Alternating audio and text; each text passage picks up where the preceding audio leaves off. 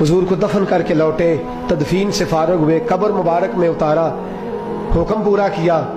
कहते हैं वापस आए तो जनाब अंस से सैयदा फातिमा कहने लगी, अंस तूने भी मेरे रसूल पे मिट्टी डाली है? अंस तेरी जुर्रत हो गई थी? फरमाते उस वक़्त फातिमा का पहला आंसू गिरा और फिर 6 महीने हुजूर के बाद हयात रही, मैंने उसके आंसू ही गिरते देखे। लोग सो जाते, वो हुजूर के रोज़े पे जाके बैठ जाती। कहते मैं समझाता बहलाता, लेकिन फातिमा कहती अली सब्र अपनी जगह, कर्म अपनी जगह। और मैं तुझे क्या बताऊं, बहन भाई पहले सारे चले गए, वालदा पहले छोड़ गई, अब हुजूर अलैहिस्सलातु सलाम ने भी पर्दा डाल लिया है, मुझे चाह और जानिब कुछ दिखाई नहीं देता। कहते 6वां महीना था हुजूर के विसाल को। एक दिन मुस्कुराती हुई फातिमा घर आई रोजे से रात को बच्चों के साथ, तो शेर खुदा कहने लगे, मैंने कहा फातिमा बड़े दिनों के बाद मुस्कुराते देखा, क्या बात है? तो कहने लगी अली आज मेरी आंख लग गई थी, मुझे हुजूर ख्वाब में मिले हैं, तो मुझे हुजूर ने कहा तू रोती क्यों है? तो मैंने कहा महबूबा मेरा दिल नहीं लगता।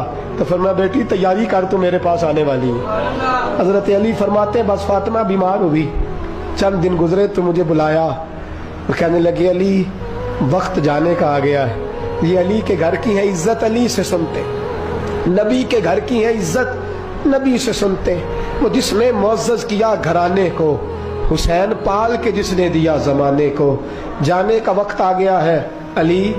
पहली बात तो यह है कि हुजूर की नवासी जनाब उमामा से शादी कर लेना, वो हुजूर को बड़ी प्यारी है। और दूसरी बात यह है कि मेरे हसन हुसैन इनका खास ख्याल रखना।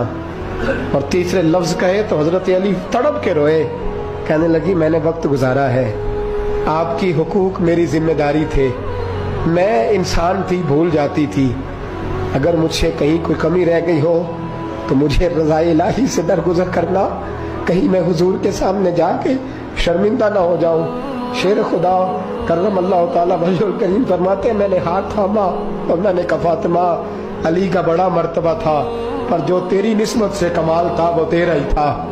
तू कैसी बात करती है, तूने तो हद कर दी, शहजादी हो के मेरे घर में खादिमों की तरह रही। हजरत फातिमा रज़ियल्लाहु ताला अन्हा का दूसरा हुक्म ये हुआ कि मुझे रात को दफनाया जाए। और फरमाया मेरे पहले मदीने में ऐसा नहीं होता था, ये हजरत फातिमा ने सबसे पहले कहा।